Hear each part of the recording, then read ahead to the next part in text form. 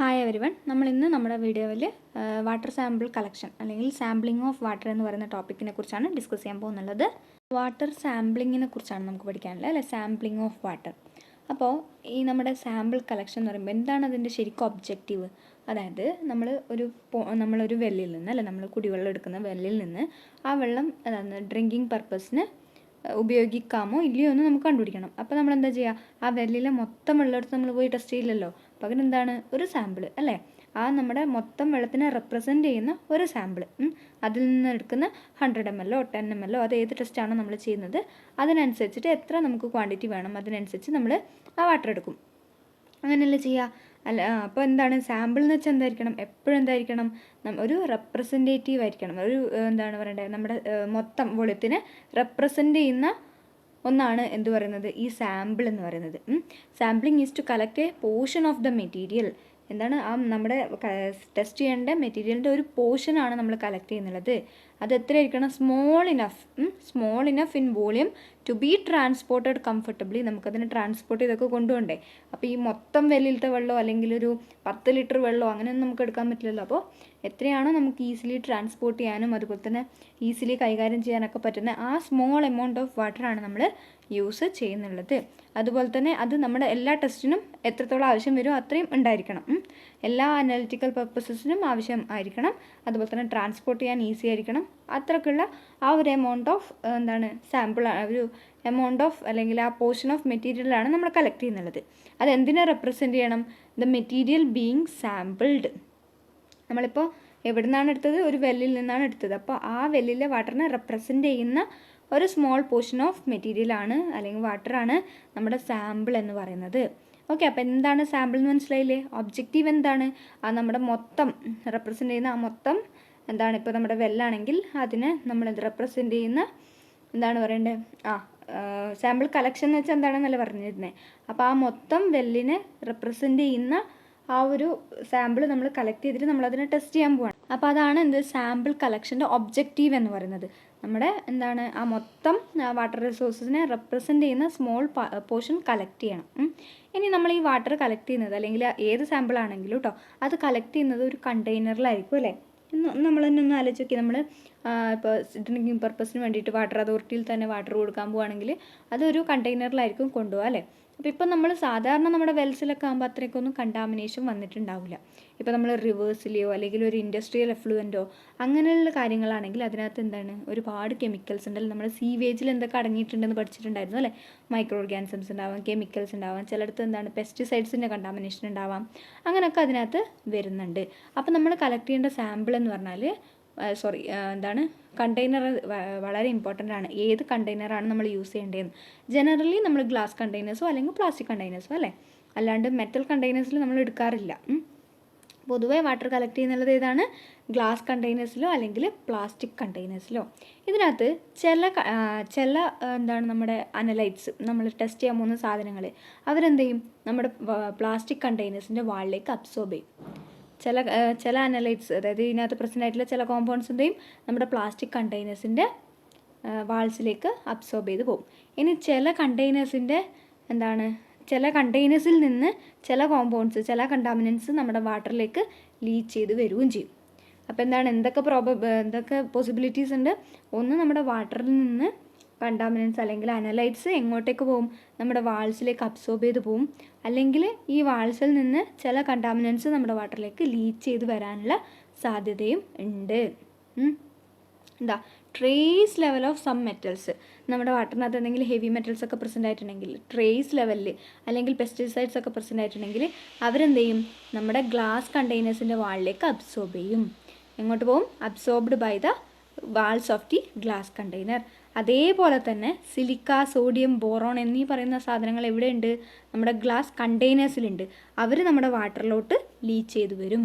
അപ്പോൾ മനസ്സിലായില്ലേ? അപ്പോൾ പ്ലാസ്റ്റിക് കണ്ടെയ്നേഴ്സ് ആണെങ്കിലും ഗ്ലാസ് കണ്ടെയ്നേഴ്സ് ആണെങ്കിലും എന്ത് സംഭവിക്കുന്നുണ്ട്? വാൾസിലോട്ട് കുറച്ച് ആൾക്കാർ അബ്സോർബ് ചെയ്യുന്നുണ്ട്. അതുപോലെ തന്നെ ആ വാൾസിൽ നിന്ന് കുറച്ച് ആൾക്കാർ ലീച്ച് ചെയ്ത് വരുന്നുണ്ട്. ഇപ്പോൾ നമ്മൾ സാധാരണ നമ്മുടെ ഡ്രിങ്കിങ് വാട്ടറൊന്നും അത്ര വലിയ പ്രശ്നമൊന്നുമല്ല നമ്മുടെ വെൽസിനകത്തുള്ളതൊന്നും. ഇതൊക്കെ പറയുന്നത് ഇൻഡസ്ട്രിയൽ എഫ്ലുവൻസിൻ്റെ ഒക്കെ കാര്യത്തിലാണ് കേട്ടോ. അപ്പോൾ ഇത് മനസ്സിലായില്ലേ? ട്രേസ് ലെവൽ മെറ്റൽസ് ഒക്കെ നമ്മുടെ വെൽസിലെ വാട്ടറിനകത്തൊന്നും ഉണ്ടാവില്ലല്ലോ. കിണറുകളിലെ വാട്ടറിനകത്തൊന്നും മെറ്റൽസും പെസ്റ്റിസൈഡ്സും വേറെ കണ്ടാമിനേഷനൊന്നും ഇല്ലെങ്കിൽ ഉണ്ടാവാനുള്ള സാധ്യതയില്ല. പക്ഷേ എന്താണ് ഇപ്പോൾ കണ്ടാമിനേഷൻ ഉണ്ട്, നമ്മൾ എവിടുന്നെങ്കിലും എന്താണ് ഇത് കണ്ടാമിനേറ്റഡ് ആയിട്ടുണ്ട് എങ്കിൽ അതിനകത്ത് ചിലപ്പോൾ പെസ്റ്റിസൈഡ്സ് അതൊക്കെ ഉണ്ടാവാറുണ്ട്. ഇനി നമ്മൾ ഓർഗാനിക് അനലൈസിസ് ആണ് ചെയ്യുന്നതെങ്കിൽ, അതായത് പെസ്റ്റിസൈഡ്സിൻ്റെയും നമ്മുടെ വാട്ടറിനകത്ത് പെസ്റ്റിസൈഡ്സ് ഉണ്ടോ, വോളട്ടൈൽ ആയിട്ടുള്ള ഓർഗാനിക്സ് ഉണ്ടോ, PCBs ഉണ്ടോ, ഓയിൽ ഉണ്ടോ, ഗ്രീസ് ഉണ്ടോ എന്നൊക്കെയാണ് നമ്മൾ നോക്കുന്നതെങ്കിൽ നമ്മൾ എന്ത് യൂസ് ചെയ്യുക? ഗ്ലാസ് കണ്ടെയ്നേഴ്സ് യൂസ് ചെയ്യുക. അതും ഹാർഡായിട്ടുള്ള ഗ്ലാസ് കണ്ടെയ്നേഴ്സ് യൂസ് ചെയ്യുക. ഏതിൻ്റെ കേസിൽ? ഓർഗാനിക് അനലൈറ്റ്സിൻ്റെ കേസിൽ. ഇനി ചില അനലൈറ്റ്സ് ഉണ്ട്, അതായത് നമ്മുടെ പെസ്റ്റിസൈഡ്സും PAH പോലുള്ള, അപ്പോൾ അവരെന്താണ് ലൈറ്റ് സെൻസിറ്റീവ് ആണ്. അതായത് ലൈറ്റ് പതിക്കുന്നുണ്ടെങ്കിൽ അത് നമ്മൾ ചില പാക്കറ്റ്സിലൊക്കെ എഴുതിയിട്ട് കണ്ടിട്ടില്ലേ, അതായത് ഡയറക്റ്റ് സൺലൈറ്റിൽ വെക്കാൻ പാടില്ല എന്ന്. എന്തുകൊണ്ടാണ്? ഡയറക്റ്റ് സൺലൈറ്റിൽ വെച്ച് അവർ ലൈറ്റ് സെൻസിറ്റീവ് ആണ്. അപ്പോൾ അവർക്ക് ഡീഗ്രഡേഷനോ അല്ലെങ്കിൽ കെമിക്കൽ ചേഞ്ചസ് ഒക്കെ നടക്കും. അതുകൊണ്ട് തന്നെ എന്താണ്, അവർ ലൈറ്റ് സെൻസിറ്റീവ് ആയതുകൊണ്ട് നമ്മൾ ട്രാൻസ്പെറൻ്റ് ആയിട്ടുള്ള ഗ്ലാസ് ബോട്ടിൽ എടുക്കുന്നതിന് പകരം amber coloured glass containers use ചെയ്യാൻ ശ്രമിക്കുക. മനസ്സിലായല്ലോ?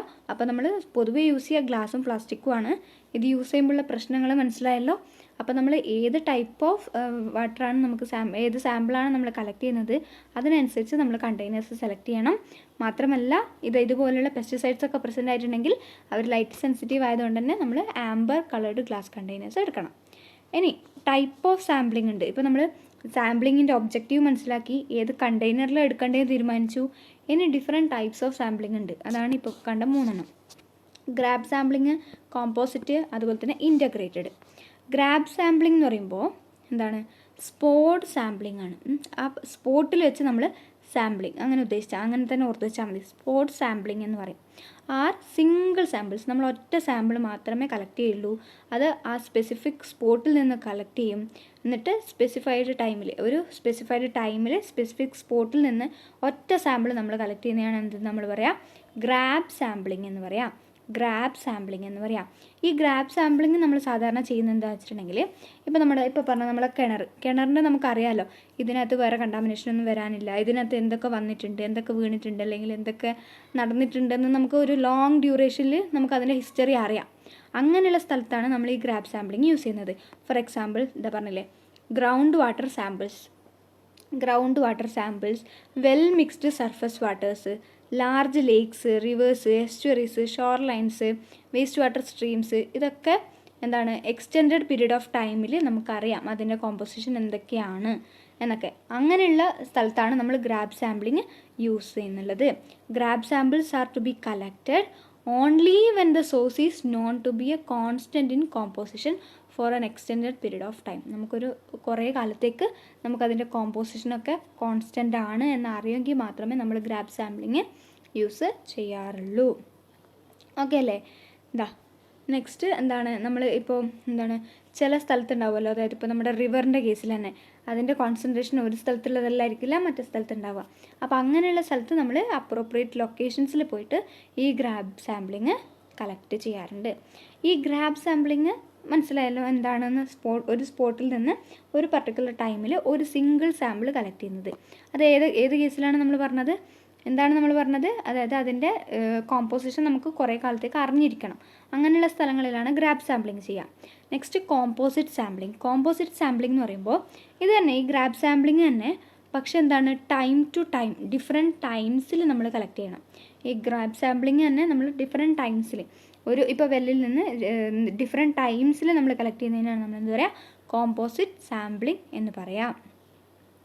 സോ മൾട്ടിപ്പിൾ ഗ്രാബ് സാമ്പിൾസ് എന്ന് വെച്ചാൽ സിംഗിൾ ആയിരുന്നു. ഇവിടെ multiple grab samples collected at regular ഇൻ്റർവെൽസിൽ നമ്മൾ ഗ്രാബ് സാമ്പിൾസ് കളക്ട് ചെയ്യുന്നതിനെയാണ് നമ്മൾ എന്തെന്ന് പറയുക? കോമ്പോസിറ്റ് സാമ്പിൾ എന്ന് പറയാം.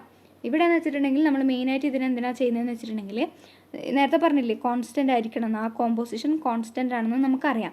അങ്ങനെയുള്ള സ്ഥലത്താണ് ഗ്രാബ് സാമ്പിളിംഗ് ചെയ്യുന്നുള്ളത്. ഇവിടെ എന്ന് വെച്ചിട്ടുണ്ടെങ്കിൽ ഇതിൻ്റെ കോമ്പോസിഷൻ ഇത് ഹെട്രോജീനിയസ് ആണ്, ഇതിൻ്റെ composition time to time vary ചെയ്യുന്നുണ്ട്. അല്ലെങ്കിൽ ഡെപ്തിൽ നമ്മളിപ്പോൾ ഒരു റിവറൊക്കെ എടുക്കുകയാണെങ്കിൽ, ഒരു പോണ്ടൊക്കെ എടുക്കുകയാണെങ്കിൽ അതിൻ്റെ സർഫസിലുള്ള കോമ്പോസിഷൻ വേറെ ആയിരിക്കും, ഡെപ്തിലുള്ള കോമ്പോസിഷൻ വേറെ ആയിരിക്കും, ബോട്ടത്തിലുള്ള കോമ്പോസിഷൻ വേറെ ആയിരിക്കും. അങ്ങനെ ആ കോമ്പോസിഷൻ ഡിഫറെൻ്റ് ആയിരിക്കും അല്ലേ? അങ്ങനത്തെ സ്ഥലങ്ങളിലാണ് നമ്മൾ കോമ്പോസിറ്റ് സാമ്പിളിംഗ് എടുക്കുക. ഓക്കെ. അപ്പോൾ ഈ കോമ്പോസിറ്റ് സാമ്പിളിംഗ് വെച്ചാൽ ഒന്നുമല്ല, എന്താണ്, നമ്മുടെ ഗ്രാബ് സാമ്പിൾസിന് റെഗുലർ ഇൻ്റർവെൽസിൽ നമ്മൾ കളക്ട് ചെയ്യുകയാണ്. ഓക്കെ. ഇനി ഇതിൻ്റെ കണ്ടിന്യൂഷൻ തന്നെയാണ് കേട്ടോ. നമ്മൾ ഈ കോമ്പോസിറ്റ് സാമ്പിളിങ് പൊതുവേ ഏത് പാരാമീറ്റേഴ്സിന് യൂസ് ചെയ്യാൻ പാടില്ല, ഏത് പാരാമീറ്റേഴ്സിനാണ് യൂസ് ചെയ്യേണ്ടത്, will remain unchanged under the sampling conditions. അതായത് നമ്മൾ സാമ്പിളിംഗ് ചെയ്തു എന്നിട്ട് കുറച്ച് നേരത്തേക്ക് നമ്മൾ അവിടെ വെക്കുകയാണെങ്കിൽ അത് അൺചേഞ്ച്ഡ് ആയിരിക്കണം. ഇപ്പോൾ നമ്മൾ ടെമ്പറേച്ചർ നമ്മൾ ഒരു കണ്ടെയ്നറിലേക്ക് എടുത്തിട്ട് നമ്മൾ വാട്ടറിനെ വെക്കുകയാണെങ്കിൽ അതിൻ്റെ ടെമ്പറേച്ചർ പെട്ടെന്ന് മാറിപ്പോകാനുള്ള ചാൻസസ് ഉണ്ട്, pH ചിലപ്പോൾ മാറിപ്പോകാനുള്ള ചാൻസസ് ഉണ്ട്, അതിൻ്റെ ഉള്ള ഓക്സിജൻ കണ്ടൻറ്റ് അല്ലെങ്കിൽ അതുപോലുള്ള ഗ്യാസ് കണ്ടൻറ്റ് മാറിപ്പോകാനുള്ള ചാൻസസ് ഉണ്ട്. അപ്പോൾ അതുപോലുള്ള സാധനങ്ങൾക്ക് നമ്മൾ ഈ കോമ്പോസിറ്റ് സാമ്പിളിംഗ് എടുക്കാൻ പാടില്ലതല്ല. Avoid composite sampling and analyse individual samples as soon as possible. ഈ കേസിൽ ഇതുപോലുള്ള ചേഞ്ച് ചെയ്യുന്ന നമ്മുടെ pH, temperature, carbon dioxide, alkalinity, dissolved oxygen, oil and grease, ഇതൊക്കെ എന്താണ്, ഇതൊക്കെ അല്ല, ഈ ഓയിൽ ആൻഡ് ഗ്രീസ് വരില്ല കേട്ടോ. ബാക്കിയുള്ളതൊക്കെ എന്ത് ചെയ്യണം, നമ്മൾ പെട്ടെന്ന് തന്നെ എപ്പോഴാണോ കളക്ട് ചെയ്യുന്നത് അവിടുന്ന് തന്നെ നമ്മൾ ഇതൊക്കെ ടെസ്റ്റ് ചെയ്യാൻ ശ്രമിക്കുക. കോമ്പോസിറ്റ് സാമ്പിളിങ് നമ്മൾ എടുക്കുന്നത് എപ്പോഴാണ്, ഇതുപോലുള്ള ഇതുപോലുള്ള സാധനങ്ങൾ മെഷർ ചെയ്യുമ്പോൾ അല്ല, പാരാമീറ്റേഴ്സ് മെഷർ ചെയ്യുമ്പോൾ അല്ല, അല്ലാണ്ടുള്ള പാരാമീറ്റേഴ്സ് മെഷർ ചെയ്യുമ്പോഴാണ് നമ്മൾ കോമ്പോസിറ്റ് സാമ്പിളിങ് യൂസ് ചെയ്യുക. അപ്പോൾ മനസ്സിലായില്ലേ, കോമ്പോസിറ്റ് സാമ്പിളിങ് നമ്മൾ എപ്പോഴാണ് യൂസ് ചെയ്യേണ്ടത്, that will not change under the sampling conditions. സാമ്പിളിംഗ് കണ്ടീഷൻസിൽ ചേഞ്ച് ചെയ്യാത്ത, ഇപ്പോൾ നമ്മൾ പെസ്റ്റിസൈഡ്സും അതുപോലെ തന്നെ pH അല്ലെങ്കിൽ വേറെ ഏതെങ്കിലും സാധനങ്ങളൊക്കെ ഹെവി മെറ്റൽസ് ഇവരൊക്കെ ആണെങ്കിൽ എന്താണ്, ചേഞ്ച് ചെയ്യുമോ? ഇല്ല, അവർ ചേഞ്ച് ചെയ്യില്ല, അവർ അങ്ങനെ തന്നെ നമ്മുടെ വാട്ടറിനകത്ത് ഉണ്ടാവും. പക്ഷേ ചില ചില പാരാമീറ്റേഴ്സ് ചേഞ്ച് ചെയ്യും. അത്തരത്തിലുള്ള പാരാമീറ്റേഴ്സിനെ മെഷർ ചെയ്യാൻ വേണ്ടിയിട്ട് നമ്മൾ കോമ്പോസിറ്റ് സാമ്പിളിംഗ് യൂസ് ചെയ്യാൻ പാടില്ല. നെക്സ്റ്റ് ആണ് ഇൻറ്റഗ്രേറ്റഡ് സാമ്പിളിംഗ്. ഇപ്പോൾ നമ്മൾ ഗ്രാബ് സാമ്പിൾസ് പഠിച്ചു, നെക്സ്റ്റ് കോമ്പോസിറ്റ് പഠിച്ചു. കോമ്പോസിറ്റിൽ എന്താ പറഞ്ഞത്, multiple grab samples at different regular intervals അല്ലേ. അറ്റ് റെഗുലർ ഇൻ്റർവെൽസിൽ നമ്മൾ ഗ്രാബ് സാമ്പിൾസ് കളക്ട് ചെയ്യുന്നു, അതാണ് ഇത് കോമ്പോസിറ്റ്. ഇൻറ്റഗ്രേറ്റഡ് എന്ന് പറയുമ്പോൾ ഗ്രാബ് സാമ്പിളിംഗ് തന്നെയാണ്, പക്ഷേ ഡിഫറെൻറ്റ് ലൊക്കേഷൻസിൽ നിന്നാണ്. Mixture of grab samples collected from different points simultaneously. ഒരേ സമയത്തിൽ ഡിഫറെൻറ്റ് ടൈംസിൽ നമ്മൾ എന്താണ്, ഡിഫറെൻറ്റ് ലൊക്കേഷൻസിൽ നമ്മൾ ഗ്രാബ് സാമ്പിൾസ് കളക്ട് ചെയ്യുന്നു. അതിനാണ് നമ്മൾ എന്ത് പറയുക, ഇൻറ്റഗ്രേറ്റഡ് സാമ്പിളിംഗ് എന്ന് പറയാം. മനസ്സിലായി? ഇപ്പോൾ ഒരു റിവർ ആണെങ്കിൽ റിവർ ഇങ്ങനെ ഒഴുകി ഒഴുകി പോകുന്നതല്ലേ. അപ്പോൾ ഇവിടെ ഇതൊരു റിവർ ആണെങ്കിൽ ഈ പോയിന്റിൽ നിന്ന് ഈ പോയിന്റിൽ നിന്ന് ഈ പോയിന്റിൽ നിന്ന് അങ്ങനെ ഡിഫറെൻറ്റ് ലൊക്കേഷൻസിൽ നിന്ന് നമ്മൾ ഗ്രാബ് സാമ്പിൾസ് കളക്ട് ചെയ്യുന്നതാണ് ഇത് ഇൻറ്റഗ്രേറ്റഡ് സാമ്പിൾസ് എന്ന് പറയുന്നത്. ഇങ്ങനെ തന്നെ പോകണമെന്നില്ല, അല്ലെങ്കിൽ നമ്മളിപ്പോൾ ഇതൊരു റിവറാണ്, ഇതാണ് ഇതിൻ്റെ ഡെപ്ത്, ഇത് ബോട്ടമാണ് കേട്ടോ, റിവറിൻ്റെ ബോട്ടമാണ്. അപ്പോൾ സർഫസിൽ നിന്ന് എടുക്കുന്നു, മിഡ് ഡെപ്തിൽ നിന്ന് എടുക്കുന്നു, ബോട്ടത്തിൽ നിന്ന് എടുക്കുന്നു, അങ്ങനെ ഡിഫറെൻറ്റ് ഡെപ്തിൽ നിന്ന് എടുക്കുന്നതും ഹൊറിസോണ്ടലോ അല്ലെങ്കിൽ വെർട്ടിക്കലോ ആ പോയിൻറ്റ്സ് എന്ന് പറയുന്നത്, നമ്മൾ കളക്ഷൻ പോയിൻറ്റ്സ് എന്ന് പറയുന്നത് ഹൊറിസോണ്ടലാവാം അല്ലെങ്കിൽ വെർട്ടിക്കലാവാം. ഇത് നമ്മൾ മെയിനായിട്ട് യൂസ് ചെയ്യുന്നത് റിവർ, സ്ട്രീം, അതുപോലെ തന്നെ ലേക്ക്, അതിൻ്റെയൊക്കെ എന്താണ് ഡെപ്തിൻ്റെയും വിഡ്ത്തിൻ്റെയും അനുസരിച്ചിട്ട് അതിൻ്റെ കോമ്പോസിഷൻ വാരി ചെയ്യും. അവിടെയാണ് നമ്മൾ ഇൻറ്റഗ്രേറ്റഡ് സാമ്പിളിംഗ് എടുക്കുന്നത്. അപ്പോൾ ഒന്നുമില്ല, എന്താണ് ഗ്രാബ് സാമ്പിൾസ് മനസ്സിലാക്കിയാൽ, കോമ്പോസിറ്റ് സാമ്പിൾസ് എന്ന് പറയുമ്പോൾ ഗ്രാബ് സാമ്പിൾസ് തന്നെ, പക്ഷേ നമ്മൾ ഡിഫറെൻറ്റ് ഇൻ്റർവെൽസിലാണ് എടുക്കുന്നത്, ടൈം വ്യത്യാസമാണ്. ഇൻറ്റഗ്രേറ്റഡ് സാമ്പിൾ എന്ന് പറയുമ്പോൾ ഗ്രാബ് സാമ്പിൾസ് തന്നെയാണ്, പക്ഷേ ഡിഫറെൻറ്റ് ലൊക്കേഷൻസിൽ നിന്ന് നമ്മൾ കളക്ട് ചെയ്യും, അതാണ് ഇൻറ്റഗ്രേറ്റഡ് സാമ്പിൾ. ഇനി എന്താണ്, നമ്മൾ കളക്ട് ചെയ്യേണ്ട കണ്ടെയ്നർ കണ്ടുപിടിച്ചു, സാമ്പിളിംഗ് മെത്തേഡ് ഏതാണെന്ന് കണ്ടുപിടിച്ചു. ഇനി എവിടുന്ന് നമ്മൾ കളക്ട് ചെയ്യണം, ആ സാമ്പിളിംഗ് പോയിൻ്റ് ഉണ്ടല്ലോ, ഇപ്പോൾ ഇതൊരു വലിയ റിവറാണ്, ഇതിനകത്ത് എവിടുന്ന് നമ്മൾ കളക്ട് ചെയ്യണം, അത് എന്താണെന്ന് വെച്ചിട്ടുണ്ടെങ്കിൽ അത് ശരിക്കും ബേസ് ചെയ്യുന്നത് എന്തിട്ടാണെന്ന് വെച്ചിട്ടുണ്ടെങ്കിൽ ഒബ്ജക്റ്റീവ് ഓഫ് ദ സ്റ്റഡി. അതായത് നമുക്കിപ്പോൾ ഒന്നെങ്കിൽ നമ്മൾ പറയുകയാണ് നമ്മുടെ ഇൻഡസ്ട്രിയൽ എഫ്ലുവൻറ്റിൽ എന്തൊക്കെ കണ്ടാമിനൻസ് ഉണ്ട് അത് കണ്ടുപിടിക്കാനാണ്, അല്ലെങ്കിൽ നമ്മൾ പറയുകയാണ് ഡ്രിങ്കിങ് വാട്ടർ, നമ്മുടെ വാട്ടർ ഡ്രിങ്കിങ് പർപ്പസിന് ആപ്റ്റാണോ അല്ലയോ എന്ന് നോക്കാൻ വേണ്ടിയിട്ടാണ്. അങ്ങനെ നമ്മൾ എന്താണ് നമ്മുടെ സാമ്പിളിങ്ങിൻ്റെ അല്ലെങ്കിൽ നമ്മുടെ സ്റ്റഡീൻ്റെ ഒബ്ജക്റ്റീവ്, എന്തിനു വേണ്ടിയിട്ടാണ് നമ്മൾ ഈ വാട്ടർ ടെസ്റ്റ് ചെയ്യുന്നത്, അതിനെ ഡിപ്പെൻഡ് ചെയ്തിരിക്കും ഈ സൈറ്റ് സെലക്ഷൻ എന്ന് പറയുന്നത്. എന്ന് പറയുന്നത്. ഇനി നമ്മൾ ഡ്രിങ്കിങ് പർപ്പസിനാണ് യൂസ് ചെയ്യുന്നതെങ്കിൽ then the sampling point shall be near the intake point. നമ്മൾ എവിടുന്ന് വെച്ചിട്ടാണോ ഡ്രിങ്കിങ് പർപ്പസിന് വേണ്ടി ആ വെള്ളം എടുക്കുന്നുള്ളത് അവിടുത്തെ വാട്ടറിനെ ടെസ്റ്റ് ചെയ്യുന്നതായിരിക്കും ഏറ്റവും ബെറ്റർ. ഇൻടേക്ക് പോയിൻ്റ് എവിടെയാണോ അവിടെ വെച്ചിട്ട് വേണം നമ്മൾ സെലക്ട് ചെയ്യാൻ വേണ്ടിയിട്ട്. ഓക്കെ, സോ എന്താണ് പിന്നെ ശ്രദ്ധിക്കേണ്ടതെന്ന് വെച്ചിട്ടുണ്ടെങ്കിൽ നമ്മളിപ്പോൾ ഒരു പോയിന്റ് സെലക്ട് ചെയ്തു, ആ പോയിന്റ് എന്ന് പറയുന്നത് it should be the representative of the source, treatment plant, storage facilities, point of discharge and point of use. ഇതിനൊക്കെ ബേസ് ചെയ്തിട്ടായിരിക്കണം ആ ലൊക്കേഷൻ വരാൻ പോകുന്നത്. മെയിനായിട്ട് ഓർക്കേണ്ടത് എന്താണ് ഒബ്ജക്റ്റീവ്, അതിനെ വെച്ചിട്ടായിരിക്കും നമ്മൾ ചെയ്യുക. പിന്നെ ഇൻടേക്ക് പോയിൻറ്റിൻ്റെ അടുത്ത് വെച്ചിട്ടായിരിക്കണം നമ്മളിത് ചെയ്യേണ്ടത്. പിന്നെ ഇതിനൊക്കെ റെപ്രസെൻ്റ് ചെയ്യുന്ന ഒരു പോയിൻ്റ് ആയിരിക്കണം നമ്മൾ ഏത് സാമ്പിളിംഗ് പോയിൻ്റായിട്ട് സെലക്ട് ചെയ്യേണ്ടത്. ഓക്കെ അല്ലേ?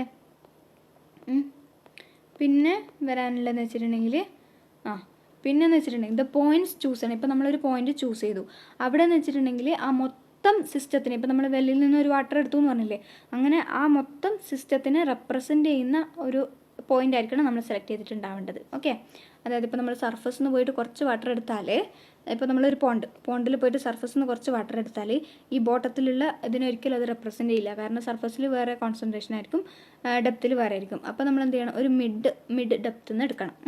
അത് നമ്മൾ എപ്പോഴും ശ്രദ്ധിക്കണം. എപ്പോഴും എന്താണ്, ഒരു വെൽ മിക്സ്ഡ് സോണിൽ നിന്നായിരിക്കണം നമ്മളിത് കളക്ട് ചെയ്യേണ്ടത്. നമ്മളൊരു റിവറിൽ നിന്ന് അല്ലെങ്കിൽ ഒരു സ്ട്രീമിൽ നിന്ന് എടുക്കുമ്പോൾ എന്താണ്, അതിൻ്റെ ഡെപ്തിലുള്ള കോൺസെൻട്രേഷൻ മാറിക്കൊണ്ടിരിക്കും. അതുപോലെ തന്നെ ഫ്ലോയും അതുപോലെ തന്നെ ഡിസ്റ്റൻസും വെച്ചിട്ട് ഇതിൻ്റെ കോൺസെൻട്രേഷൻ മാറിക്കൊണ്ടേ ഇരിക്കും. അപ്പോൾ നമ്മൾ കറക്റ്റ് മെയിനായിട്ട് എന്താ ചെയ്യേണ്ടത്, ഇൻറ്റഗ്രേറ്റഡ് സാമ്പിളാണ് എടുക്കേണ്ടത്. ഇൻറ്റഗ്രേറ്റഡ് സാമ്പിൾ ഡിഫറെൻറ്റ് ലൊക്കേഷനിൽ നിന്ന്, അതായത് ടോപ്പ് ടു ബോട്ടം നമ്മൾ കളക്ട് ചെയ്യണം. ടോപ്പ് ടു ബോട്ടം നമ്മൾ കളക്ട് ചെയ്യണം. അപ്പോൾ നമുക്ക് കറക്റ്റ് കിട്ടും. അപ്പോൾ ഓക്കെ, എന്താണ് ഇൻറ്റഗ്രേറ്റഡ് സാമ്പിൾസാണ് ഇങ്ങനെയുള്ള കേസിൽ നമ്മൾ എടുക്കേണ്ടത്. ഇപ്പോൾ റിവേഴ്സ് പോലുള്ള കേസിലൊക്കെ ഇൻറ്റഗ്രേറ്റഡ് സാമ്പിൾ എടുക്കുക. അപ്പോൾ നമുക്ക് എന്താണ്, ടോപ്പിലുള്ള കോൺസെൻട്രേഷനും കിട്ടും, ബോട്ടത്തിലും കിട്ടും, അതുപോലെ തന്നെ മിഡിൽ, അങ്ങനെ നമ്മൾ കളക്ട് ചെയ്യാൻ ശ്രമിക്കുക. അതാണ് സാമ്പിളിംഗ് പോയിൻറ്റ്. പിന്നെ എവിടെയെങ്കിലും ടർബുലൻസും കാര്യങ്ങളൊക്കെ ഉണ്ടെങ്കിൽ ആ ഏരിയ നമ്മൾ അവോയ്ഡ് ചെയ്യുന്നതായിരിക്കും ഏറ്റവും ബെറ്റർ. ജനറലി നമ്മൾ എവിടെ നിന്ന് കളക്ട് ചെയ്യണം, beneath the surface with the mouth directed towards the current. Oil and ഗ്രീസാണ് നമ്മൾ ചെക്ക് ചെയ്യുന്നതെങ്കിൽ സർഫസിൽ നിന്ന് കളക്ട് ചെയ്യുന്നതായിരിക്കും ഏറ്റവും ബെറ്റർ. പിന്നെ ഗ്രൗണ്ട് വാട്ടർ സാമ്പിളിംഗ് ആണ് നമുക്ക് വേണ്ടതെങ്കിൽ നമ്മൾ സെലക്ട് ചെയ്യുന്ന വെൽസ് എന്തായിരിക്കണം, കണ്ടിന്യൂസ് യൂസ് ചെയ്യുന്ന വെൽസ് ആയിരിക്കണം. അപ്പോൾ ഇത്രയാണ് സാമ്പിളിംഗ് പോയിൻ്റ് സെലക്ട് ചെയ്യുമ്പോൾ നമ്മൾ ശ്രദ്ധിക്കേണ്ടത്. ഇനി നമ്മളിപ്പോൾ സാമ്പിൾ എടുത്തു, ഇതൊരു കണ്ടെയ്നറാണ്. ഈ കണ്ടെയ്നറിൻ്റെ ഫുള്ള് എടുക്കണോ, പകുതി എടുക്കണോ, മുക്കാൽ ഭാഗം എടുക്കണോ, അത് നമ്മൾ ശ്രദ്ധിക്കാനുണ്ട്. എന്താണ്, depending on the type of analysis to be performed, fill the container full or leave space for aeration.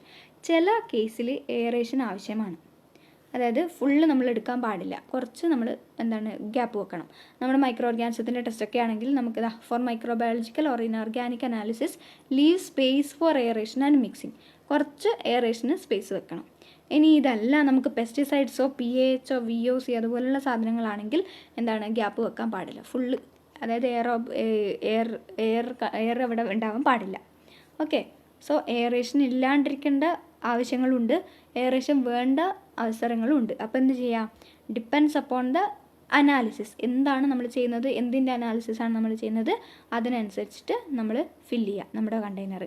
അപ്പോൾ സാമ്പിളിങ്, ഒബ്ജക്റ്റീവ്, കണ്ടെയ്നേഴ്സ്, എങ്ങനെ നമ്മളതിനെ ഫില്ല് ചെയ്യണം, ഇതൊക്കെ എന്താണ് ഇമ്പോർട്ടൻ്റ് ആണ്. ഓക്കെ, ഇനി നമ്മൾ എയറേഷന് വേണ്ടിയിട്ട് അറ്റ്ലീസ്റ്റ് 1% കണ്ടെയ്നർ പോലെ നമ്മൾ ലീവ് ചെയ്യണം എയറേഷന് വേണ്ടിയിട്ട്. ഓക്കെ, നെക്സ്റ്റ് ഇൻസിറ്റു മെഷർമെൻറ്റ്സ് ഉണ്ട്. നമ്മൾ നേരത്തെ പറഞ്ഞില്ലേ, pH കണ്ടക്ടിവിറ്റിയൊക്കെ, ടെമ്പറേച്ചറൊക്കെ, അതായത് നമ്മളിപ്പോൾ അതിനെ ട്രാൻസ്പോർട്ട് ചെയ്യുന്ന സമയത്ത് അതിൻ്റെ pH ചേഞ്ച് ആവാനുള്ള ചാൻസസ് ഉണ്ട്. അതുപോലെ തന്നെ ടെമ്പറേച്ചറൊക്കെ ചേഞ്ച് ആവാനുള്ള ചാൻസസ് ഉണ്ട്. കാർബൺ ഡൈ ഓക്സൈഡ് അങ്ങനെയുള്ള കാര്യങ്ങളൊക്കെ അതിനകത്ത് ചേഞ്ച് ചെയ്യാനുള്ള ചാൻസസ് ഉണ്ട്. അപ്പോൾ എന്ത് ചെയ്യുക, അതിനൊക്കെ നമ്മൾ ഇൻസിറ്റു ആയിട്ട് മെഷർ ചെയ്യുക. അവിടുന്ന് തന്നെ, ആ സൈറ്റിൽ നിന്ന് തന്നെ മെഷർ ചെയ്യാൻ ശ്രമിക്കുക. പിന്നെ ചില പാരാമീറ്റേഴ്സ് ഉണ്ട്, അതായത് pH, conductivity, alkalinity, residual chlorine പോലുള്ളവ, അത് നമ്മൾ ഇമീഡിയറ്റ്ലി തന്നെ ചെയ്യാൻ ശ്രമിക്കുക. അതായത് 4-5 മണിക്കൂർ വെക്കാണ്ട്, 10-15 മണിക്കൂർ വെക്കാണ്ട് പെട്ടെന്ന് തന്നെ ചെയ്യാൻ ശ്രമിക്കേണ്ട ചില മെഷർമെൻറ്റ്സ് ഉണ്ട്. അപ്പോൾ ഇൻസിറ്റു മെഷർമെൻറ്റ്സിനകത്ത് വരുന്നുള്ളത് ഏതൊക്കെയാണ്, dissolved gases means carbon dioxide, oxygen, അതുപോലെ തന്നെ ടെമ്പറേച്ചർ, ഇതുപോലുള്ള സാധനങ്ങൾ അവിടുന്ന് തന്നെ ഇൻസിറ്റു ആയിട്ട് തന്നെ ചെയ്യാൻ ശ്രമിക്കുക. ഇനി നമ്മൾ നമ്മുടെ സാമ്പിളിങ് എങ്ങനെ ഫില്ല് ചെയ്യണം എന്നൊക്കെ നമ്മൾ പഠിച്ചു. എന്നിട്ട് നമ്മൾ സാമ്പിൾ ഫില്ല് ചെയ്തു. ഇനി അതിനെ ലാബിൽ ചെയ്യണം അല്ലേ. എവിടെ നിന്നൊക്കെയോ നമ്മൾ കളക്ട് ചെയ്ത ഒരുപാട് സാമ്പിൾസ് ഉണ്ടാവും, ഇതൊക്കെ മിക്സ് ആയി പോകില്ലേ. സാമ്പിൾ ലാബിലിങ്ങിൻ്റെ ഇമ്പോർട്ടൻസ് എന്താണ്, നമ്മളിപ്പോൾ സാമ്പിൾ എന്തിനാണ് കളക്ട് ചെയ്യുന്നത്, ഇതിനെ നമ്മൾ ടെസ്റ്റ് ചെയ്യുമല്ലേ. ടെസ്റ്റ് ചെയ്തിട്ട് അതിന് ഡ്രിങ്കിങ് പർപ്പസിനാണോ അല്ലെങ്കിൽ ഇൻഡസ്ട്രിയൽ എഫ്ലുവൻറ്റിനെ കുറിച്ച് അതിന് അധികം ട്രീറ്റ്മെൻറ്റ് വേണോ, ഇങ്ങനെയുള്ള കാര്യങ്ങളൊക്കെ തീരുമാനിക്കാൻ വേണ്ടിയിട്ടാണ് നമ്മൾ ഈ സാമ്പിൾ വാട്ടർ കളക്ട് ചെയ്തിട്ട് അതിനെ ടെസ്റ്റ് ചെയ്യാൻ കൊടുക്കുന്നത്. അങ്ങനെ ടെസ്റ്റ് ചെയ്തിട്ട് ആ റിപ്പോർട്ട് നമ്മൾ വരുമ്പോൾ ഇത് ഏതിൻ്റെ റിപ്പോർട്ടാണെന്ന് നമുക്ക് മനസ്സിലാവണ്ടേ. അതായത് ഏത് വാട്ടറാണ് നമ്മൾ ടെസ്റ്റ് ചെയ്തത്, നമുക്കെല്ലാം മിക്സായി പോകില്ലേ, ഒന്നിനും ലേബലിങ്ങും കറക്റ്റ് കാര്യങ്ങളോ ഒന്നും ഇല്ലെങ്കിലും. നിങ്ങൾ തന്നെ ഒന്ന് ചിന്തിച്ച് നോക്കിയാൽ മതി. ഒന്ന് റിവറിൽ നിന്ന് കളക്ട് ചെയ്തായിരിക്കാം, ഒന്ന് പോണ്ടിൽ നിന്നായിരിക്കാം, ഒന്ന് ഇൻഡസ്ട്രിയിൽ നിന്ന് വന്നായിരിക്കാം, ഒന്ന് ഡ്രിങ്കിങ് പർപ്പസിന് വേണ്ടി കൊണ്ടുവന്നതായിരിക്കാം. അങ്ങനെ ഒരുപാട് ആവശ്യങ്ങൾക്ക് വേണ്ടിയിട്ടാണ് ഈ ടെസ്റ്റ് വരുന്നത്. അപ്പോൾ നമ്മളത് കറക്റ്റ് ടെസ്റ്റ് ചെയ്യുന്നത് എന്താണ്, ലേബൽ ചെയ്യണം. പിന്നെ ചില വാട്ടർ നമ്മൾ കളക്ട് ചെയ്തത് ഇന്നായിരിക്കാം, ചിലത് ഇന്നലെ ആയിരിക്കാം. അപ്പോൾ അതൊക്കെ കറക്റ്റ് അതിനകത്ത് ടൈമും ഡേറ്റും ഒക്കെ ഉണ്ടെങ്കിലേ നമ്മൾ അതിനനുസരിച്ച് കറക്റ്റ് അതിനെ ടെസ്റ്റ് ചെയ്യാൻ സാധിക്കുള്ളൂ. അപ്പോൾ ലാബലിംഗ് എന്ന് പറയുന്നത് വളരെ ഇമ്പോർട്ടൻ്റ് ആണ്. ലാബലിംഗ് ചെയ്യുമ്പോൾ നമുക്ക് എന്തൊക്കെ അതിനകത്ത് വേണം? ഒന്ന് ഡേറ്റ് ആൻഡ് ടൈം, എപ്പോഴാണ്, ഏത് ദിവസമാണ്, ഏത് ടൈമിലാണെന്ന് അതിലുണ്ടായിരിക്കണം. പിന്നെ സാമ്പിൾ ഫീൽഡ് കോഡ്, നമ്മളൊരു ഫീൽഡിൽ പോയിട്ടാണല്ലോ എടുക്കുക, അതിനൊരു കോഡ് ഉണ്ടാവും. പിന്നെ ഒരു സാമ്പിളിംഗ് പോയിൻറ്റ്, നമ്മൾ റിവറിൽ നിന്നാണോ പോണ്ടിൽ നിന്നാണോ കറക്റ്റ് ആ പോയിൻ്റ് ഇടണം. പിന്നെ nature of sample, ground water ആണോ, സർഫസ് വാട്ടർ ആണോ, അതോ ഇൻഡസ്ട്രിയൽ എഫ്ലുവൻ്റ് ആണോ, അത് വേറെ എന്തെങ്കിലും ആണോ, അത് നേച്ചർ എന്താണെന്ന് നമ്മൾ എഴുതിയിരിക്കണം. പിന്നെ എന്ത് ടൈപ്പ് ഓഫ് സാമ്പിളാണ്, ഗ്രാബ് സാമ്പിൾ ആണോ, കോമ്പോസിറ്റ് ആണോ, ഇൻറ്റഗ്രേറ്റഡ് ആണോ എന്ന് എഴുതിയിട്ടുണ്ടാവണം. Pre treatment or preservation carried out on the sample, അതായത് നമ്മൾ കളക്ട് ചെയ്ത സാമ്പിളിനകത്ത് എന്തെങ്കിലും പ്രിസർവേറ്റീവ് മെത്തേഡ്സ് ആഡ് ചെയ്തിട്ടുണ്ടോ, അല്ല നമ്മൾ ബോയിൽ ചെയ്തതിന് ശേഷമാണ് ഈ വാട്ടർ കൊണ്ടുവന്നിട്ടുള്ളത്, അങ്ങനെ എന്തെങ്കിലും പ്രീ ട്രീറ്റ്മെൻറ്റ് നമ്മൾ ടെസ്റ്റ് ചെയ്യേണ്ട വാട്ടറിന് എന്തെങ്കിലും പ്രീ ട്രീറ്റ്മെൻറ്റ് ചെയ്തിട്ടുണ്ടോ. പിന്നെ അല്ല ചിലപ്പോൾ നമ്മുടെ വെൽസിലൊക്കെ നമ്മൾ ക്ലോറിനേറ്റ് ഒക്കെ ചെയ്തിട്ടുണ്ടാവും അല്ലേ, ക്ലോറിനേഷൻ അതുപോലുള്ള പ്രീ ട്രീറ്റ്മെൻറ്റ് എന്തെങ്കിലും ചെയ്തിട്ടുണ്ടോ. പിന്നെ ഇനി special notes for the analyst, എന്തെങ്കിലും നമ്മുടെ അനലിസ്റ്റിനോട് നമുക്ക് സ്പെഷ്യലി പറയുകയാണ്, ഇപ്പോൾ നമ്മൾ പറയുകയാണ് നമ്മുടെ വെൽസിലെ വാട്ടറാണ്, ഇതിനകത്ത് എന്തോ പെസ്റ്റിസൈഡ് കണ്ടാമിനേഷൻ വന്നിട്ടുണ്ടോ എന്ന് നമുക്ക് ചെക്ക് ചെയ്യണം. അതുപോലുള്ള നമുക്ക് കറക്റ്റായിട്ട് എന്തെങ്കിലും പറയുകയാണെങ്കിൽ ആ അനലിസ്റ്റിന് അതുപോലെ തന്നെ അത് ചെയ്യാൻ പറ്റും. ഇല്ലെങ്കിൽ ഒരു വെല്ലിലെ വാട്ടർ ആകുമ്പോൾ നമ്മൾ ഒരിക്കലും പ്രതീക്ഷിക്കുന്നില്ല അവിടെ പെസ്റ്റിസൈഡ് വന്നിട്ടുണ്ടാവണമെന്ന്. അപ്പോൾ നമ്മൾ നോർമലി ചെക്ക് ചെയ്ത് കൊടുക്കും, പെസ്റ്റിസൈഡ്സിൻ്റെ ടെസ്റ്റ് ഒരു പക്ഷേ ചെയ്യില്ല. അപ്പോൾ കറക്റ്റായിട്ട് അത് നോട്ട് ചെയ്ത് കൊടുക്കണം. പിന്നെ ആരാണോ സാമ്പിൾ കളക്ട് ചെയ്തത് അതെന്താണ് പേരെഴുതി ഒപ്പിടുകയും വേണം.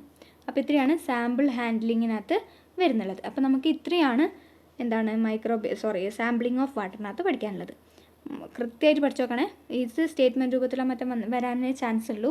അല്ലാണ്ട് ഇപ്പോൾ ഇങ്ങനെ വന്നാലും നമുക്ക് ആൻസർ ചെയ്യാൻ പറ്റുന്ന പോലെ നിങ്ങളിത് വായിച്ചു വെക്കുക. അപ്പോൾ സാമ്പിളിംഗ് ഓഫ് വാട്ടർ മനസ്സിലായല്ലോ.